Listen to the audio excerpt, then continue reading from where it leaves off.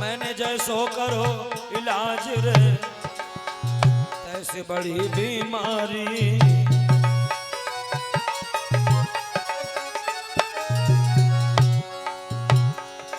महाराज हमारी फूट गई तकदीर और सुनो होए गोकुल तुमने नंद नाम को अहीर।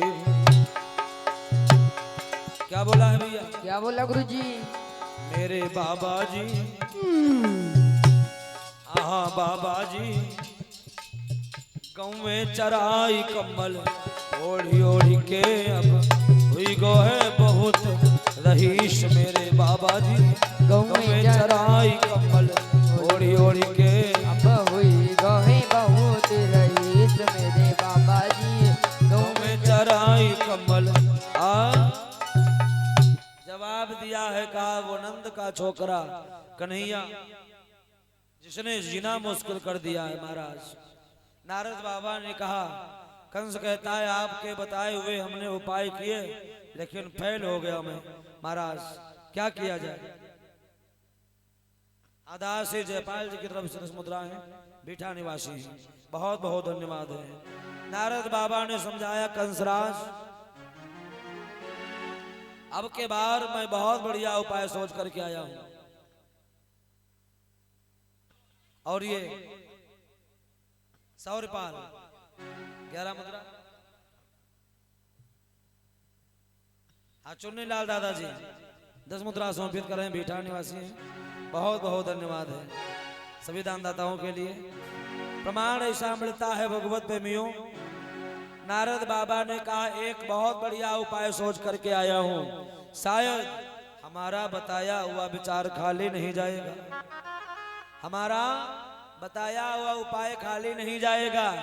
बाबा क्या करना होगा?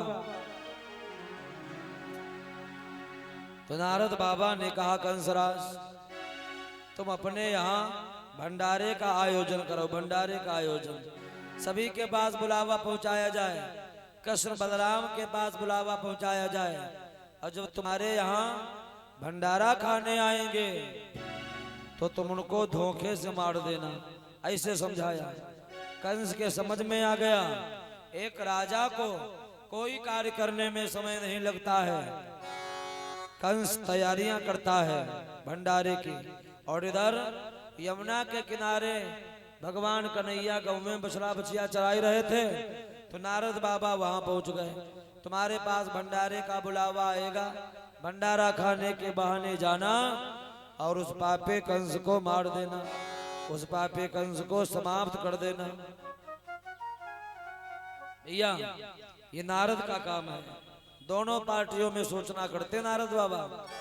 कंस महाराज आक्रोर को बुलाता है और आक्रोर महाराज से कहा आप चले जाइए वृंदावन को वृंदावन से कृष्ण बलराम को साथे में लेकर के आना। देखो महाराज आक्रोर बहुत होशियार है इसीलिए महाराज आक्रोर को कंस भेज रहा है। जाने वाला व्यक्ति होशियार होना चाहिए। एक काम के लिए भेजे और दूसरा काम है हमने नहीं बताई पाया तो बिना बताए करके लाओ उसे होशियार कहते हैं। हमारी माता जी बता ही नहीं रहे कोई कोई लोग होते हैं उनसे जितना कहो उतना ही करेंगे इसे तो है अपनी तरफ से दिमाग नहीं लगाएंगे। महाराज आक्रोर जी बहुत होशियार हैं। महाराज आक्रोर जी को कंस समझाता है आपको जाना पड़ेगा कृष्ण बलराम को साथ में लेकर के आना होगा। कभी कभी आप लोगों ने सुना होगा पढ़े लिखे होशियार लोग भी चक्कर में पड़ जाते हैं तो लोग उनसे कहते हैं तुम तो होशियार आदमी है तुम कैसे फंस गए वहां ऐसे कह देते हैं। विद्वानों ने कहा कभी कभी पढ़े लिखे होशियार लोग भी चक्कर में पड़ जाते हैं। मालूम कैसे?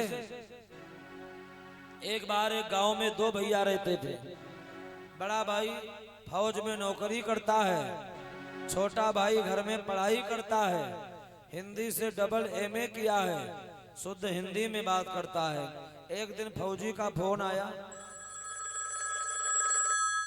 भैया हम घर आए रहे हैं और तुम स्टेशन पर आए जाना मोटरसाइकिल लेकर के हमको लेने के लिए। ठीक है, आ जाएंगे हम टाइम से।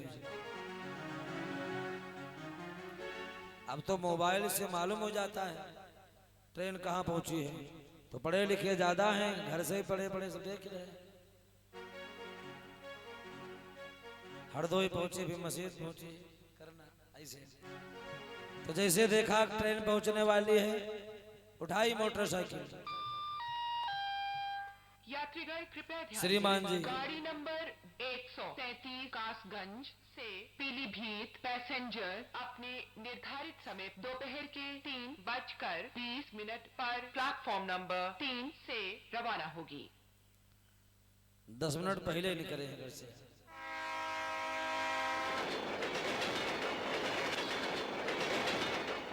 तो जैसे ही मोटरसाइकिल निकाली, देखा मोटरसाइकिल में हवा नहीं है। सामने गए दुकानदार के पास, पढ़े लिखे ज्यादा हैं, शुद्ध हिंदी में बात करते हैं। भाई साहब, हमारी दुचक्री वाहन से पवन निकल गया है और तुम्हारे पास पवन ठोसक वाला यंत्र हो तो हमारी दुचक्री वाहन में पवन डाल दीजिए। पंप सामने रखी है। दुकानदार ने कहा, भैया हमने नई नई दुकान खोली है और ये पवन ठोसक वाली मशीन हमने अभी लगवाई नहीं पाई है, आगे चले जाओ आगे। तो कहा, आगे कहा, खैचर घुमाएंगे मोटरसाइकिल, वहीं दुकान पर खड़ी कर दी। पैदल जा रहे हैं, थोड़ा आगे बढ़े तो क्या देखा, एक रिक्शे वाले भाई साहब जा रहे हैं। तो कहा, हे त्रिचक्र वाहन चालक, हमें लवपत गामिनी के अड्डे तक जाना है और वहां तक जाने में आप कितनी मुद्रा ग्रहण करेंगे। जैसे ही कहा कितनी मुद्रा ग्रहण करेंगे, तो रिक्शे वाले भैया ने कहा, सूर्य ग्रहण और चंद्र ग्रहण, ये 2 ग्रहण हमने सुने हैं, लेकिन तीसरा मुद्रा ग्रहण कब से पड़ने लगा। तो उनको पैदल ही जाना पड़ा। कहने का मतलब, कभी कभी पढ़े लिखे होशियार लोग भी चक्कर में पड़ जाते हैं। महाराज अक्रूर ये बहुत होशियार हैं, ये उसी प्रकार से जा रहे हैं जिस प्रकार से भगवान श्री राम लक्ष्मण को लेने के लिए महाराज विश्वामित्र गए थे। उसी प्रकार से आज भगवान कन्हैया को लेने के लिए, बलराम को लेने के लिए अक्रूर महाराज जी जा रहे हैं। सोच रहे हैं, पहली बात तो हमारा सौभाग्य उदय हो रहा है, मैं भगवान को लेने जा रहा हूं, लेकिन शर्म की बात यह है मैं उस पापी कंस का दूत कहलाता हूं। सोचा है विधना मैं पापी, इस समय कौन से पथ पर हूँ, इस समय कौन से पथ पर हूँ, इस समय कौन से पथ पर हूँ। मैं नरक लोक को जाता हूँ या स्वर्ग लोक के पथ पर हूँ।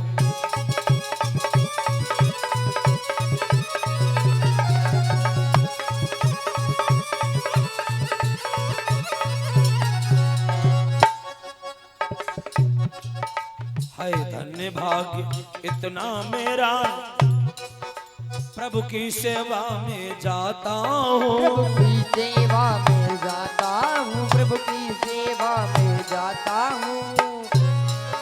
लेकिन लज्जा की बात भैया कंस का दूत कहलाता हूँ।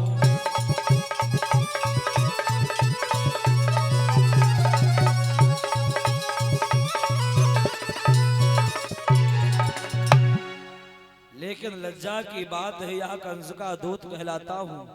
यमुना में स्नान किया, भगवान की मोहनी झांकी भगवत प्रेमियों यमुना में दिखाई पड़ रही है महाराज अक्रूर को। जैसे ही नंद बाबा के दरबार में पहुंचे, यशोदा मैया ने देखा, नंद बाबा ने देखा तो स्वागत किया है, नाश्ता पानी भोजन करवाया है। बाद में हाल चाल पूछ रहे हैं के ही कारण आगमन तुम्हारा। महाराज कैसे आना हुआ, नाश्ता पानी भोजन करवाया, बाद में पूछ रहे हैं। तो बताया राजा ने हमको इसलिए भेजा है, भंडारे का आयोजन किया है और आदेश दिया है कृष्ण बलराम को जरूर लेकर के आई। तो यशोदा मैया ने सुना, रोने लगी। यशोदा मैया ने कहा, जब से कन्हैया हमारे घर में आया है, पापी कंस रोज नए नए उपद्रव करवाता है। समूहिया कहा, हमको तो ऐसा लगता है जब तक जीवित कंस कसाई, जब तक जीवित कंस कसाई, जब तक जीवित कंस कसाई, जब तक जीवित कंस कसाई। और ये दुलाराय प्रवास आर्यन पाल के नाम से 11 मुद्राएं भाई, बहुत बहुत धन्यवाद है। जब तक जीवित कंस कसाई, तब लगन ही ललिकन कुशलाई, तब लाग नहीं ललिकन कुशलाई।